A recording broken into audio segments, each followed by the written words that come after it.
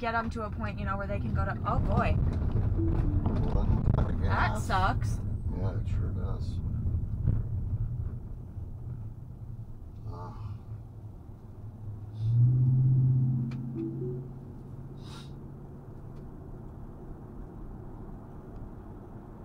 Yeah, I can't imagine what you see.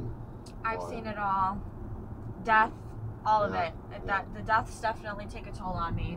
Yep. But yeah, I've seen it literally in everything.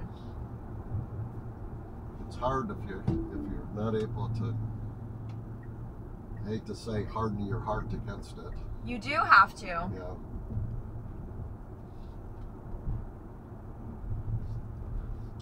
My wife had cancer about 15 years ago. She's beyond the problem. But, oh, good.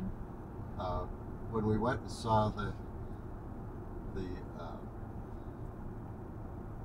doctor about treatment, she had a cancer that was very difficult to cure. Oh my. It was a carcinosarcoma.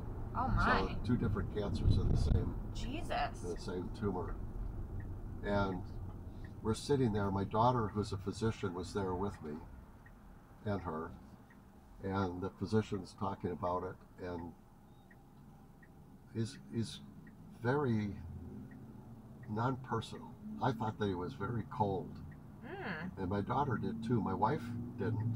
I don't know why she didn't, because he didn't seem to care. It was, you know, just another case to him. Yeah, that's And rough. my daughter, afterward, I mentioned that to my daughter, and she said, "You have to realize what he does. He's treating patients, many of which are going to die. Yeah, I guess. If he gets emotionally involved with those patients, he'll never survive. That's fair.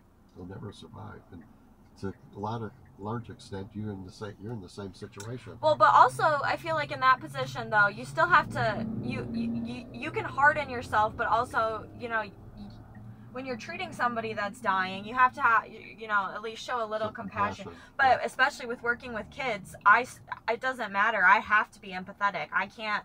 I'm already going in there and probably wrecking up their life. I don't want to go in there and as a boss. Yeah, like I don't want to go in there and scare them even more, you know. So you have to learn how to, you know, protect yourself, but also like you're working with kids, and I mean, sometimes I'm taking a baby right out of the hospital, you know. So I got to tell you one more thing about the ADHD. Yeah. This book, this guy Thom Hartmann is his name, Thom. Okay. He had the theory that ADHD came originally from early cultures. We had 2 kinds of cultures. We had agrarian cultures and we had hunter-gatherer cultures. Okay. And about 5% of the world population is hunter-gatherers and 95% agrarian. And if they ever in conflict, the agrarian always wins just because they have so many more people. Okay. And American Indians are a good example. Oh, I think that was the road. Oh, it was. You're right. I'm sorry. No, that's okay. That one always sneaks up on me too. This is my mom's house. Can I go around that? No, I can't. That only happens when I don't have it in self-driving. Well, but it didn't even like on your thing. It didn't. I don't think it like showed to turn. Did it? Uber, yeah, both of them actually did. I think. Oh, did they? I didn't even notice. Yeah, but I wasn't in self-driving. That's one advantage that self-driving gives me is I don't miss the turns. I'm so busy talking, I miss turns. So his theory is that the ADHD kids, as far as I'm concerned, it's not a disease. It's just a way that our brains are formed. Yeah.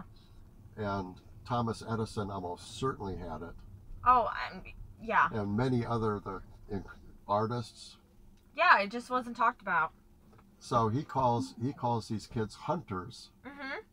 And when I explain that part to the ADHD kids, they would be chiefs in a hunter-gatherer society. Yeah. Because they're willing to take the risk of going after a wild animal. They have the energy to go after a wild animal. And the most important of all is their lack of focus. Because for me, I'm aware of everything that's going around. Right. If I go to a restaurant, I got to listen to at least 3 conversations. Yeah. Oh, yeah. My wife is a farmer, straight ahead, step, step, step. She's great. She'd be great at keeping a crop. I tried to grow crops once, and I put up lots of work to begin with. Got plants in, put plastic down over the rows so I wouldn't have to weed them. And by the end of the season, sometimes I didn't even get my crops picked because that was boring stuff. So these kids that would be chiefs are a small percentage of our population, and we all have the feeling that someone who doesn't think like us, my wife does this all the time, doesn't think like us, there's something wrong with them. Right. Yep. So the lack of focus is the same thing as being aware of everything around that hunter. My wife, if she was hunting that wild animal, she'd be so focused on the wild animal, that wild animal would kill her. I was just going to say, yep. So the success would be there in that kind of society. So what I tell people with kids with it is the characteristics of gifted and the characteristics of ADHD are almost identical. So it's about perspective.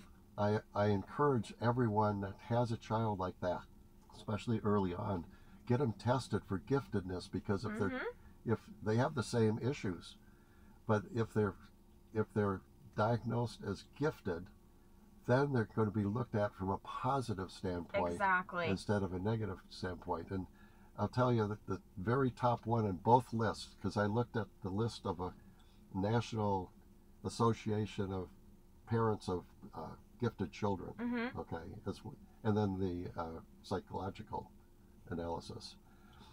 So the top one was for the ADHD. Yep. A very difficult time staying on task. The gifted, the top one was, if a gifted student is not sufficiently stimulated by a task that they're given, they'll find another task that's more interesting and they'll concentrate on that one. In fact, they'll concentrate to the point where you can hardly get them off of it. Exactly. So to me, the secret is to get them in a situation where they succeed instead of so structured.